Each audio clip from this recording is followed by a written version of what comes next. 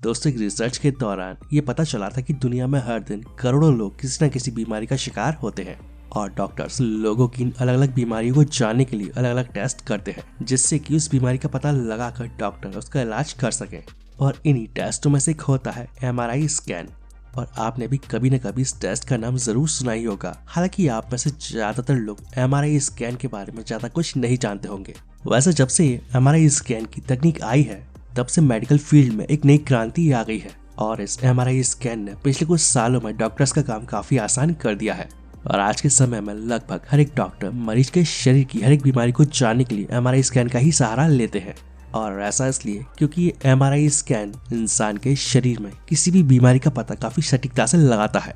और आज MRI scan किसी भी बीमारी का पता लगाने का सबसे आसान तरीका है। और शायद यही वजह है कि डॉक्टर ज्यादातर मरीजों को MRI स्कैन कराने की सलाह देते हैं। और अगर आप अभी तक ये वीडियो देख रहे हैं तो आप भी ये जरूर जानना चाहते होंगे कि आखिर ये MRI स्कैन होता क्या है और इसे किस तरीके से किया जाता है, या MRI स्कैन कराने का कोई नुकसान भी होता है। सबसे पहले आपको बता दें कि MRI का मतलब होता है मैग्नेटिक रेजोनेंस इमेजिंग, और ये एक चुंबक की सहायता से होने वाला स्कैन होता है और ये करीब 15 से 90 मिनट तक का होता है। वैसे MRI स्कैन करने में कितना समय लग जाएगा, ये इस बात पर भी डिपेंड करता है कि आपके शरीर के किस हिस्से का स्कैन होना है। वैसे आपको ये बात जानकर हैरानी हो सकती है कि बाकी सभी टेस्ट जैसे कि एक्सरे और CT स्कैन, इनमें जहां रेडिएशन और हानिकारक तरंगों का इस्तेमाल किया जाता है,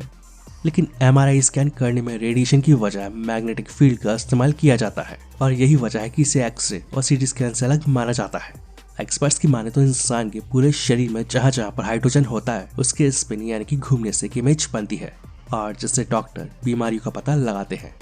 वैसे ये बात तो हम सभी काफी अच्छे से जानते हैं कि इंसान के शरीर में लगभग 70% पानी होता है और हमारे शरीर में मौजूद पानी के हर एक मॉलिक्यूल में लगभग 2 हाइड्रोजन प्रोटॉन होते हैं, और जिसकी वजह से हमारे स्कैन की मशीन में लगी मजबूत चुंबकें एक मैग्नेटिक फील्ड बनाती है और ये मैग्नेटिक फील्ड हाइड्रोजन के प्रोटॉन्स के साथ मिल जाती है और इस तरह से ये दोनों मिलकर हमारे शरीर की एक डीप इमेज लेते हैं और इसे ही कंप्यूटर पर देखकर डॉक्टर किसी भी बीमारी का पता लगा लेते हैं। MRI स्कैन की मदद से शरीर के सॉफ्ट टिश्यू वाले अलग अलग अंगों जैसे कि दिमाग, घुटने और रीढ़ की हड्डी में मौजूद अलग अलग बीमारी को पता लगाया जा सकता है। और आपको बता दूं कि MRI स्कैन कराने से पहले कई सारी बातों का ध्यान रखना होता है, क्योंकि अगर कोई इन बातों का ध्यान नहीं रखता है तो इससे इंसान को काफी नुकसान पहुंच सकता है। वैसे कुछ लोगों का मानना है कि MRI स्कैन कराने से पहले लोगों को कुछ घंटे भूखा रहना पड़ता है, तो आपको बता दें कि ऐसा कुछ भी नहीं है। और जब तक डॉक्टर खुद आपको भूखा रहने के लिए ना कहें, तब तक आप अपने MRI स्कैन वाले दिन भी खा सकते हैं और किसी भी मेडिसिन को हमेशा के जैसे ही ले सकते हैं।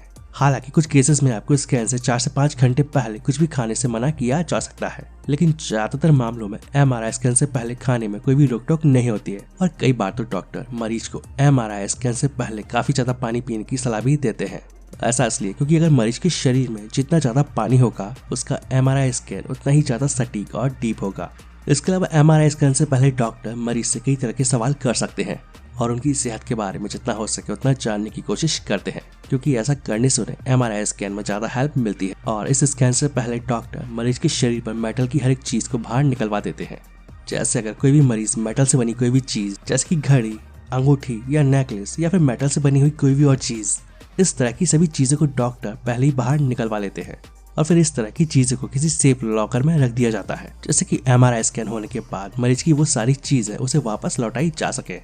बस इतना ही नहीं, अगर किसी मरीज को सोने का दांत भी लगा हो तो इस बारे में भी उसे डॉक्टर्स को बताना पड़ता है। और ऐसा इसलिए क्योंकि डॉक्टर MRI स्कैन के दौरान किसी भी तरह के रिस्क को लेना नहीं चाहते हैं।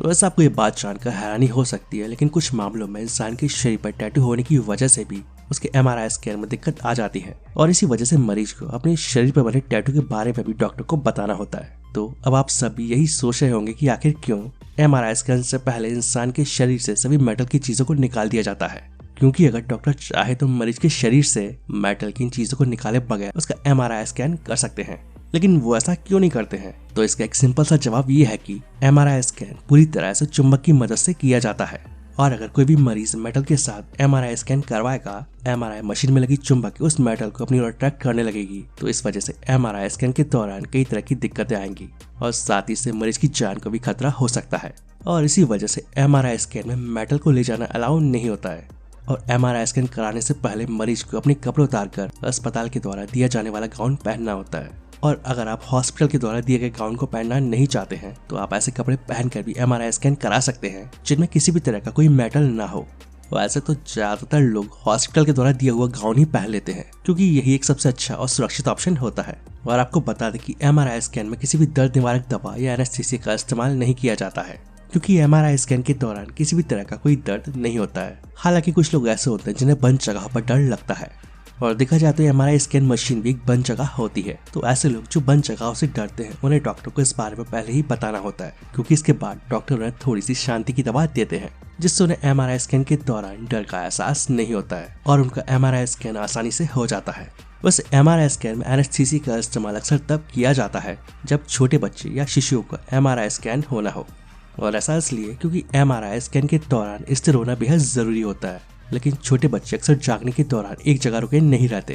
वो मटकते ही रहते हैं, तो इसलिए उन्हें स्थिर रखने के लिए एनेस्थीसिया दिया जाता है। कई बार मरीज को MRI स्कैन में कॉन्ट्रास्ट डाई का इंजेक्शन भी दिया जाता है। इसकी मदद से MRI स्कैन में आने वाली तस्वीरें और भी ज्यादा साफ हो जाती है। साथ ही एक ध्यान देने वाली बात और है जो आपको पता जरूर होना चाहिए कि अगर किसी मरीज को गुर्दे की गंभीर बीमारी है तो उसे इस बारे में डॉक्टर्स को बताना जरूरी होता है। इसके बाद डॉक्टर से पता लगाते हैं कि मरीज के गुर्दे कितने अच्छे से काम कर रहे हैं। लेकिन अगर उसके गुर्दे अच्छे से काम नहीं कर रहे हैं तो उसका इलाज नहीं हो पाएगा। लेकिन अब एक बड़ा सवाल ये आता है कि आखिर ये MRI स्कैन होता कैसे है। दरअसल MRI स्कैनर एक छोटा सा सिलेंडर होता है और जो दोनों सिरों पर खुला होता है और MRI स्कैन के दौरान मरीज को मोटर से चलने वाले इस बिस्तर पर लेटाया जाता है और फिर ये बिस्तर इसके अंदर जाता है और यहाँ पर मैग्नेटिक फील्ड के द्वारा मरीज का स्कैन होता है। मरीज के शरीर के किस हिस्से को MRI स्कैन के अंदर पहले ले जाया जाएगा ये इस बात पर डिपेंड करता है कि मरीज के शरीर के किस अंग का MRI स्कैन होना है और फिर मरीज के शरीर का MRI स्कैन होना शुरू हो जाता है और करीब 15 से 90 मिनट में ही MRI स्कैन पूरा हो जाता है।